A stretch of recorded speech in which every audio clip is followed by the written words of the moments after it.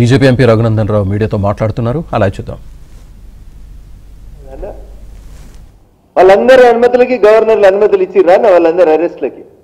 మేము ఏదైనా కార్యక్రమాన్ని పోతుంటాం, అర్ధరాత్రి అపరాధాన్ని మమ్మల్ని ఎత్తుకపోతలేరా అన్న పోలీసు వాళ్ళు? అరెస్ట్ చేస్తలేరా? చట్టంలో ఎక్కడైనా ఒక లొసుగు కనబడితే ఆ లొసుగుని అడ్డం పెట్టుకొని కేసీఆర్ని కేటీఆర్ని అరెస్ట్ చేయకుండా ఆపుతుందే నువ్వు వచ్చి ఎందుకు అనుమతి ఇస్తలేరు? అనుమతి ఎందుకన్నా? అనుమతి పంచాయతీ ఎందుకు వచ్చింది? నీ దగ్గర ఆధారాలు ఉన్నాయి కదా, నువ్వు రిమాండ్ చేయి, కోర్టు తేలుస్తుంది.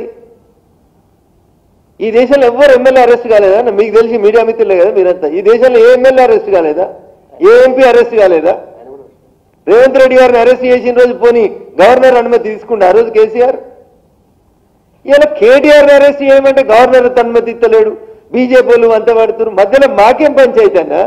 నీకు చేత కాకపోతే మా 8 మంది ఎమ్మెల్యేలు ఉన్న మమ్మల్ని పాలించమని మా కేబినెట్ ముఖ్యమంత్రి పదవి ఇచ్చాయి, ప్రశాంతంగా మేము ఎవరిని అరెస్ట్ చేయాలని మేము చేస్తాం.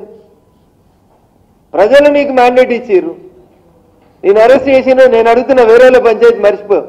నిన్ను అరెస్ట్ చేసిన రోజు గవర్నర్ అనుమతి ఇచ్చిర్రా? మీరు ఎంపీగా పార్లమెంట్ సమావేశాలు అటెండ్ అయ్యి ఎయిర్పోర్ట్లో దిగితే నీ భాషలో చెప్పాలంటే గదేదో పిచ్చకుంట్ల ఫామ్ హౌస్ మీద ఒక పిచ్చకుంట్ల డ్రోన్ ఎగిరేస్తే నిన్ను గొరగొర గుంజుకపోయి షర్లపల్లి జైల్లో వారేయాలి 10 రోజులు. మరి ఎప్పుడేమైనా గవర్నర్ అనుమతి ఇచ్చిర్రా? ఇలా కేటీఆర్ ఏంది, ఆయన ముఖ్యమంత్రి గవర్నరా? నువ్వు కొడంగల్ ఎమ్మెల్యే ఎట్లనే ఆయన సిరిసిల్ల ఎమ్మెల్యే అంతే కదా. ఒక ఎమ్మెల్యేలు అరెస్ట్ చేసినందుకు గిద్ద భయం ఎందుకన్నా రాష్ట్ర ప్రభుత్వానికి? నేను ఎప్పుడో 1952 అరెస్టుల గురించి చెప్తలేనన్నా. 2015లో తెలంగాణ వచ్చినాక నిన్నే గుంజుకపోయారు కదా 2 సార్లు గొర్ర. ఆ రోజు గవర్నర్ అనుమతి తీసుకున్నారా అని ఎవరన్నా అడిగినరా? ఇవన్నీ ఆడలేక మధ్యలో ఓడినట్టు తప్పించుకోవడానికి ఆ కుటుంబాన్ని అరెస్ట్ చేయొద్దని మీ ఏఐసీసీ పెద్దలు చెప్పిన సూచనల మేరకి మీరు అబద్ధాలు ఆడుతూ టైంపాస్ చేస్తా ఉన్నారు తప్ప మీ మాటల్లో నిజాయితీ, మీరు ప్రతిపక్ష నాయకుడిగా ఇచ్చినటువంటి ఉపన్యాసాల్లో చిత్తశుద్ధి లేదనేది ప్రజలకు చాలా స్పష్టంగా అర్థమవుతుంది.